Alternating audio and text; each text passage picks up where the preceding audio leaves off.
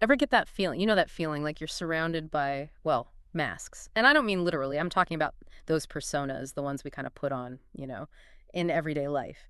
Well, today we're really going to get into this whole idea of impersonality.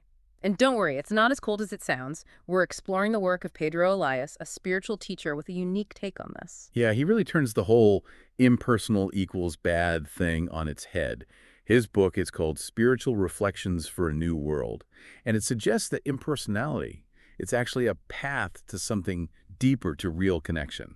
All right, so let's dive into this impersonality thing. I'm looking at a quote here from Elias, and he says, "It is important to understand that impersonality is not the same as indifference. In indifference, the person does not build, it only distances itself from the other out of fear.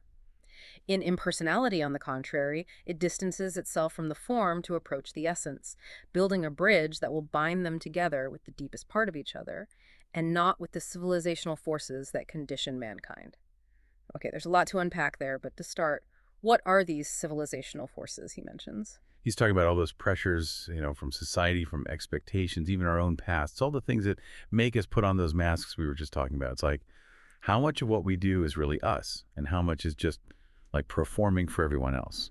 It's almost like trying to fit into these molds, these predefined roles. So how do we break free from Mhm. that? How do we connect on a deeper level like Elias is talking about? Elias says it's about letting go of the masks, the superficial stuff, all of it.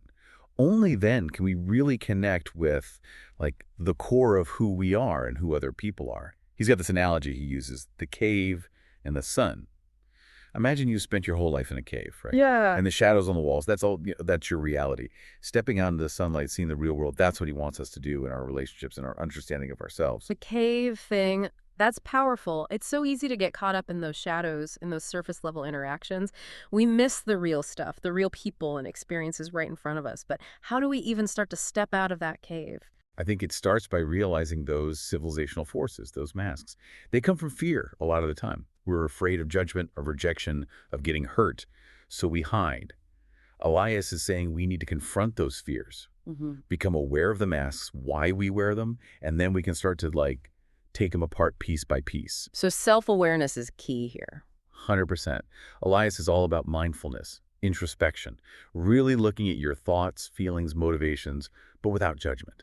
It's like when you develop that self-awareness, you can see those moments when fear's in the driver's seat or when you're just reacting to expectations, Mhm. and then you can choose something different. Makes sense. It's like instead of letting those forces control us, we become, I don't know, more like conscious creators of our own lives.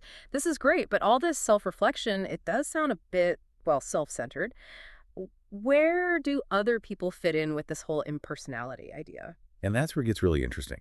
Elias believes that this inner journey, this stripping away of layers, it's what lets us be our truest selves, authentically in everything we do, Right. especially in our relationships. See, he says that when we can detach from our own ego, from needing validation and all that, we can approach others with real curiosity, with openness. We actually show up better for them. So it's not about being detached from people. It's about being detached from, I don't know, the stuff that gets in the way of real connection. Exactly. It's about a deeper kind of connection, one that's not superficial, not needy. It's about mutual respect, understanding, and being open to that, like that spark, that essence in everyone you meet.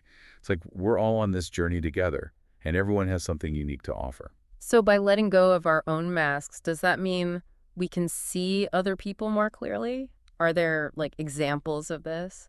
One of the things Elias talks about is this idea of de-identification with the things of this world. Mhm. Now, before you think he's saying give up all your stuff, it's not that.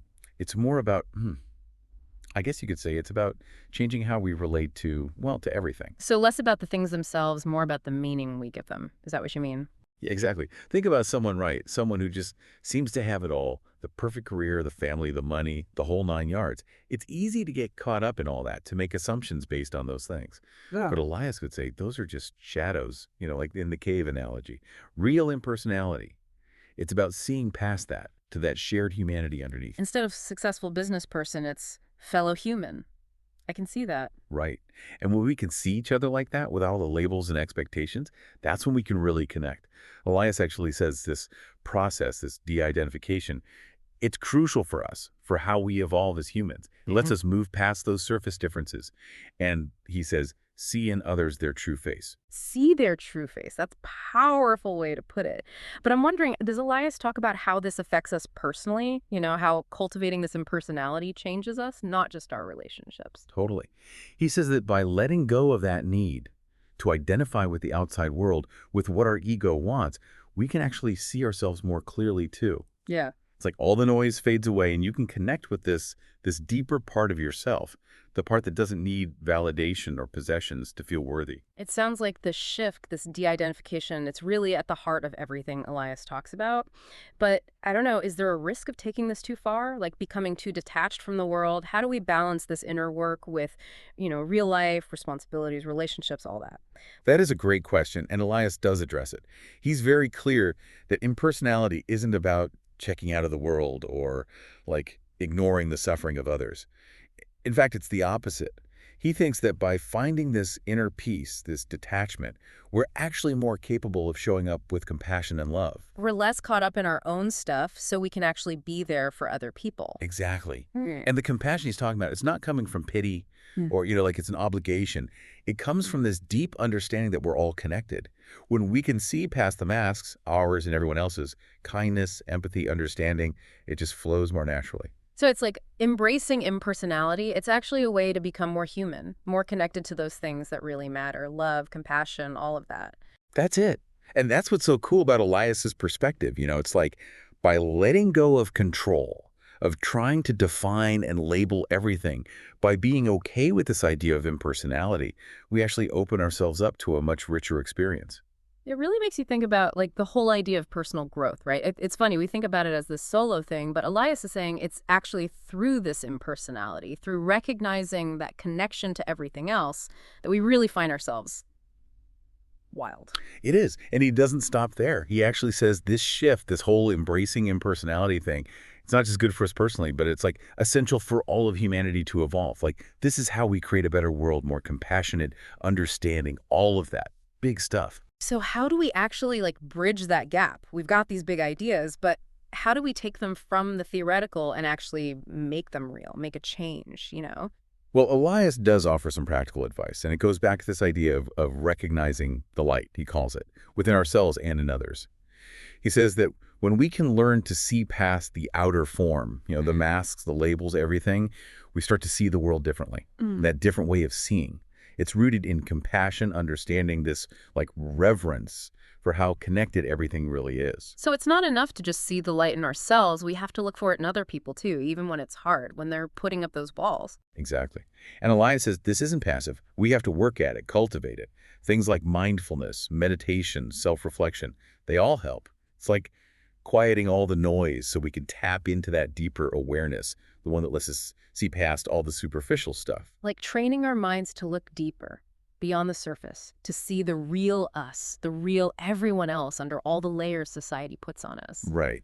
And as we get better at seeing that light, Elias says our interactions, they just change. We become less reactive, less judgmental. There's this natural inclination to approach people with an open heart, wanting to connect on a deeper level. It's amazing, isn't it, that just like shifting your perspective, seeing things differently could have that much of an impact on our lives, on the world. It really is. Yeah. And while Elias is clear that this whole like embodying impersonality is a lifelong journey, he's also adamant that it's worth it.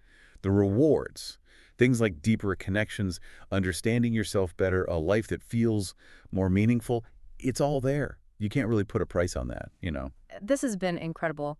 Honestly, talking about impersonality with you, looking at Elias's work, it's really shifted something for me. I'm definitely going to be thinking about this, about all my relationships, and trying to see them through this new lens. Less focus on the surface, more on that essence. I'm so glad to hear that. It's been a pleasure exploring this with you. And for our listeners, I really hope this inspires you to keep digging into these ideas too. There's so much here. Absolutely. And for everyone listening, here's a little something from Elias to think about. If true connection comes from recognizing the light within, are we dimming our own light by focusing on the shadows? Let that one marinate a little. Until next time, keep diving deep.